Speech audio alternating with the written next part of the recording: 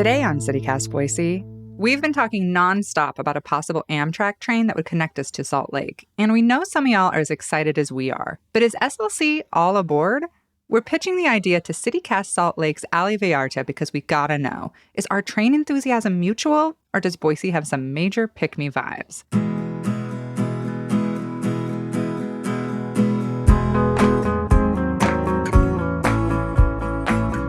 It's Thursday, March 9th. I'm Emma Arnold, and this is what Boise's talking about.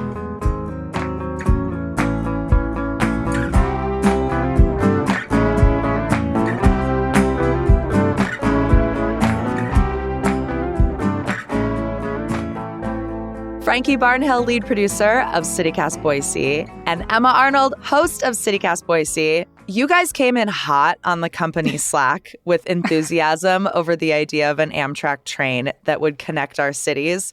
And our team was like, oh, really? We hadn't heard about it. Can you please give me the pitch? Why should Salt Lakers be into this? Yeah, you're like, what is Boise talking about? Frankie, I feel like you're the resident, public transit nerd. So you start. She's our train gal. Yeah. Yeah, I'm the train guy. So I'm I'm going to step into the shoes of the Boise city government right now because our Boise city government is very excited about this. And I think there's some people in town who also are. And we'll see how much of that is true. But yeah, so did you know that there used to be an Amtrak that would connect Salt Lake to Boise and go all the way to Portland with stops along the way, Allie? This is exciting. I didn't even actually know that. Why is there no longer?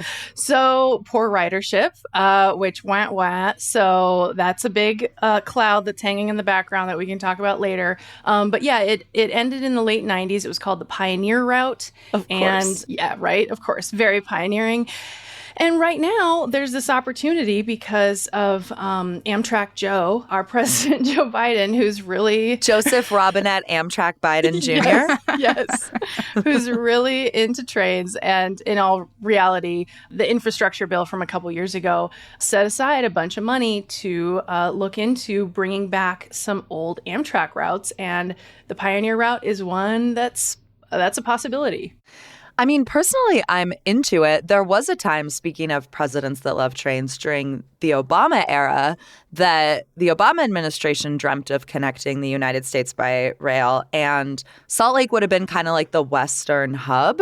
Ooh. So I think Salt Lakers we are used to being floated this idea. We have problems with trust, but we'll also get to that. But I want to know why people in Boise are so hyped about this. What do we offer that you don't?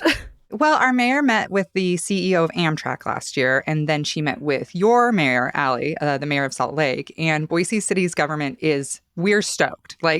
Everybody's very into it. They're tweeting about it. They're asking people to write in with stories about trains and kind of say why they would want this. And in general, Boise doesn't have a ton of alternative means to get around outside of cars. So this train idea has really caught the imagination of people. Yeah, and I think there's also, we have big climate initiatives here in Boise that our mayor has championed. And so anything to get people out of their cars. We don't have Amtrak at all, but don't you guys? Doesn't Salt Lake have some Amtrak connection? Yeah, we do. We have an Amtrak train that goes through Utah. I think it's called the California Zephyr. I kind of joke that our reaction to you all being excited about this train was huh, what? But we knew that this was a proposal that was being floated, the Pioneer Corridor, basically train up to Boise. And then also simultaneously, there's talk of a train to Vegas. But when we heard that there was a conversation starting about this, I reached out to our friend Mike Christensen, who runs the Utah Rail Passenger Association. And he was like, this is not even a first date. This is barely flirting. And so, we've been burned in the past, like I said, with the promise of rail transit, and then it kind of hasn't fully come to pass. Now, I do think there are some big pieces moving in Utah and Salt Lake that could lead to more funding or enthusiasm for a proposal like this. I'm thinking about the fact that Salt Lake wants to host the Olympics again, for example. If we could train people down from the Northwest for that. Like, there are ways in which Salt Lake is trying to kind of like puff its chest. But at the end of the day, like, the city can't fund this, right? The state has to fund it. And you all know, as residents of a sort of, I would say, more progressive political stronghold in a red state, we just are so used to being let down by the state when we need funding for cool infrastructure projects, because it does feel like they're constantly trying to punish our city for being cooler than them. That's my opinion. But it sounds like in Boise, the vibe is this could really happen. Like, maybe less reticent than it is here. Is that right? I feel like it is. I mean, all of our media, including us, we've been talking about it, and people really like to hear us talk about the train option in Boise. And I don't know, Emma, is it just kind of like a pick-me vibe that we have in Boise, where it's like, please, please? Yes, always. I feel like that is the main Boise vibe up here. We've got real, like, littlest sister energy. No offense, Frankie. I'm like, can I hang out? Can I hang out? You know, so yeah. I feel like that's part of it, but also it's part of like being really isolated, you know, from everything, everywhere. Everything is 6 hours away from us at least. And the only way to get there is drive or fly. And I do feel like there's something really romantic about having options with a train line. Like, it feels like you're more part of things. You're more included. Mm-hmm. Yeah. It's caught the imagination of Boise that you all could hop on the train with maybe a matching weekender bag. Yes. And come on down to Salt Lake. Yes, exactly. Allie, what about in Salt Lake? Like, I know here, you know, we're just adding lanes, and with our growth, we're just adding lanes and adding lanes to I-84. What about your infrastructure? Like, is there any sell here for Salt Lake? Yeah, I think there actually is a massive sell if it's pitched the right way, delivered and received the right way. But right now, so I-15 is our big highway, and the Utah Department of Transportation is exploring the possibility of expanding it up to, you guys, like, anywhere from making it a 14 to there was a proposal floating around that would make it like a 23-lane highway with shoulders. Wow. Like, huge, huge, huge. And actually kind of devastating because, of course, when you grow, you have to grow somewhere. And so people are really worried. Like, there is talk about displacing actual homeowners to expand this highway. And Salt Lake doesn't like this idea. And even actually, I've talked to legislators on the Hill who you would think would be into this idea, who are like, I don't love it. Like, what, we just keep expanding the highway forever and ever and ever. Like, more cars will come. But there is this sense that we are this sort of massive hub in the West, and we've got to figure out how to get everything from people to freight into our city or through our city quickly. And so, yeah, I mean, if the right organizations get together and lobby around rail as opposed to the car or trucks, then this could be a real option. We're also looking at this something called the Rio Grande plan right now downtown, which is basically the idea of burying our rail system underground. So I don't know, because your tracks, you said, were discontinued. This service was discontinued in 97. So I imagine you all too have some rail yards that are kind of an eyesore. Yeah, we've got some too, right near downtown. And so we'd love to follow in Denver's footsteps, just this once, and bury our tracks. So that we can open up more of the city to development and also kind of have this cool, more modern train infrastructure hub. So those are two big things that are kind of resting on the laurels of what would it look like to grow this city into this cool metropolis. And yeah, passenger rail could be a part of that. Yeah, there's even talk here, if we do get the Pioneer Route, next step would be some kind of a connector, a little loop.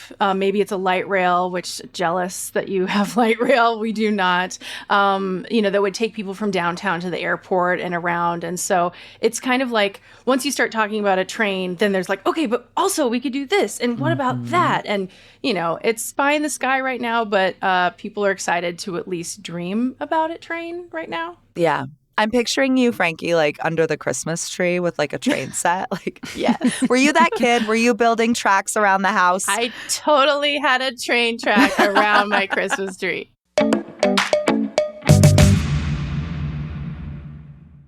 Okay, Emma, let's talk about who would use this route. Who's getting on this train besides the three of us? Well, I think, you mentioned earlier how this could be a hard sell to your state government. And I want to appeal to them real fast and say, honestly, I think a big chunk of the people who would use a Boise to Salt Lake route would be Mormons, like to go see the temple.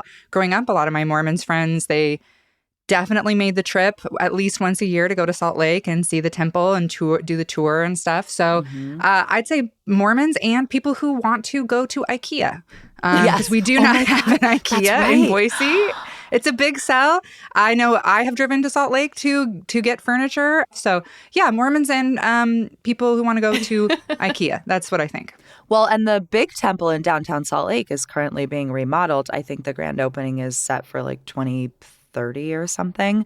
So there'll be that. And then, of course, if you are a member of the Church of Jesus Christ of Latter-day Saints, there's General Conference twice a year where people travel from all over the world to Salt Lake for that. So yeah, you're right. I mean, if you are LDS and you want to like go to a reunion at BYU or just visit your family, that makes sense. There's also, we live in an area of the country that snow and blizzards and traveling in the winter isn't great by car. And so I know at least our city council has talked about that it would relieve some pressure and allow people to not have to stress about driving for Christmas or whatever to go see family elsewhere. Yeah. You could come ski our canyons. Hey. Yeah, and you have more snow than we do, so that would be great. We could maybe we'd come and see an NBA game because we don't have any professional sports. Yeah. Lots of different cohorts and interest groups that'd be interested. Yeah, I would agree with that. I mean, in terms of who's going up to Boise, I would. You guys have good hot springs, don't you? Yep. We have epic hot springs, Allie. Yeah, this is what I'm told. Do we know how long this route would be? Am I on this train for 3 hours? Am I on this train for 6 hours? How long would I be on this train? That is such a good question. Let's see. It takes about 5 hours to drive Salt Lake to Boise. It would move slower, so maybe a little bit longer. It'd be a more leisurely trip, probably. I don't know. I'm guessing like 7 hours, but I don't know. I haven't seen projections. I think that's the next thing is that right now we're just in early dating phase. Maybe Boise's a little bit more feeling like we've already gone on a first date. But it really, truly in the process at this point, our cities are working to gather like stories and, what would people actually want out of this? And is there a real desire? And then depending on that application, which they're submitting soon, then the feds would potentially give us some money to do an actual plan. And in the planning phase, it would be, all right, what is the ridership for real? How long would it take? Would people want that? And how much would it cost to bring it back? Because, yes, like you said, the feds want to put up money, but our city and state governments will also need to participate in this eventually. Yeah. Mayor Pete, a.k.a. our current Secretary of Transportation, Pete Buttigieg, is like, make me the economic case. And so I wonder if that's part of the reason they want stories and comments is because it's hard to predict it, right? Like you just don't know if people are going to show. And you're battling uphill the reality that this train hasn't worked in the past because of low ridership. Yeah, exactly. There was a Boise City Chamber meeting that talked about this fairly recently. And actually, I think it was the executive director of Utah Transit Authority was there. And he said, basically, like, if we're going to do this, we have to be aggressive. We have to be unified across our states and across with all these cities to really make the pitch. So is there will? Are we there? Do we want this enough? I don't know. Well, I think our cities and our states have a lot in common. And one of the things that comes up a lot on our show is, do we have the political will, right? Like, it feels like we always end up in that place. And maybe we're there again. But I want to ask you, Emma, of course, we've established that there's a lot that needs to happen before we get this train. And maybe it is a transit pipe dream. I don't know. We'll get there. But if it were to happen and I were to do a weekend trip up to Boise, how would you host me? I'm staying on your couch, by the way. Things are moving quickly. What are we doing? If you rode the train up, I would come down to Salt Lake, meet you. We'd stop in Pocatello, go to Lava Hot Springs, because I feel like for a lot of people, that is like a very singular experience. Lava is gorgeous. The springs there is just perfect. And we'd hop back on. We wouldn't stop in Mountain Home, obviously, for any reason, but we would just come straight into Boise. And then I would do all the Boise things with you. I think like you have a lake, you have skiing, you have mountains, you have snow. So I would do like singular Boise stuff with you. I would be like, we're going to the Basque Block. We're going on the Green Belt. We're going to do like the things that maybe downtown Salt Lake doesn't have because they're singular to Boise. I'm picturing getting off the train with you in Boise and you turning to me and being like, so have you heard of fry sauce? Yeah. Have you had a finger steak, our state delicacy? What is a finger steak? Oh my gosh, I thought for sure you would know that. And I was joking. Yeah, so Idaho is known for, as well as fry sauce, a deep fried piece of steak, which is like a battered piece of steak called a finger steak, which is delicious. It's a monument to fried food is what it is. It sounds like fair food. It feels like fair food, except you can get it at a lot of restaurants here. It is one of my favorites. Yeah, it's a go-to unhealthy snack for sure. Wow. I want a shirt for when I come back on the train that's like, I took a 7-hour train to Boise and all I got was a finger steak. We'll get those made immediately. Oh my God. And what about you, Allie? If I ride the rails up to Salt Lake, and I'm going to be honest here, I've been to Salt Lake a bunch of times and I'm not being a jerk. This is probably more me. I have not yet had a good time in Salt Lake. So what would you take? Yeah, and maybe that's because I have mostly done overnighters there. So I've been kind of rushed through. But what would you take me so that I'd be like, oh, it's one of my favorite cities. I love it now. Okay, well, I am assuming that, like, let's see. Now I feel immense pressure to design a good day.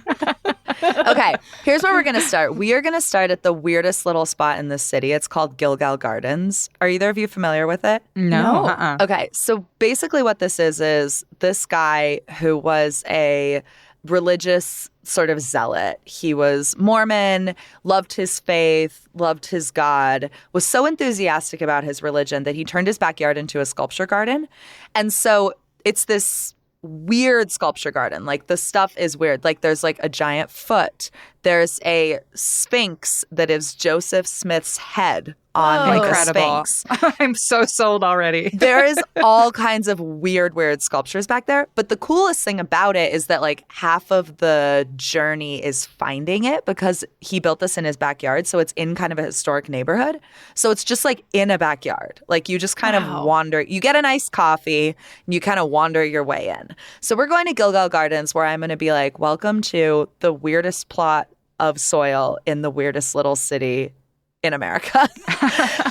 And then I'm going to take you to the Natural History Museum to see one of the West's foremost dinosaur collections. Okay. Because even if you're not into like science, we have amazing dinosaur collection, and I will teach you how to identify the actual fossils from the casts of fossils. And then we can walk up City Creek Canyon, like take in some views, get a drink, I think, maybe at a rooftop bar, because as I understand it, Boise doesn't have much of a skyline quite yet. Do you have rooftop bars? We need more rooftop bars. We do, yeah. This is a thing, yes. Yeah, so we can do some skyline hopping, like go to some rooftop bars, have a very, very not strong but expensive drink.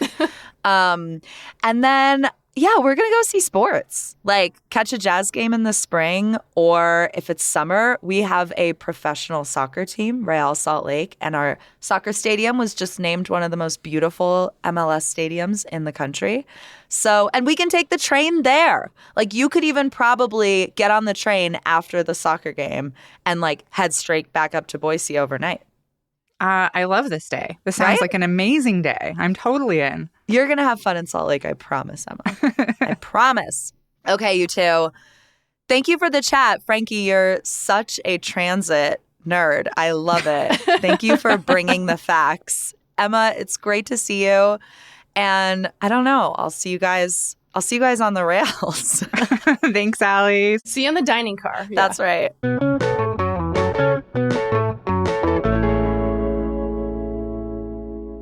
And here's some news to know today. According to the National Weather Service, Boise has had 11 consecutive days of snowfall, which is the second longest streak on record since 1892. More snow is in the forecast, so we could break the record this weekend.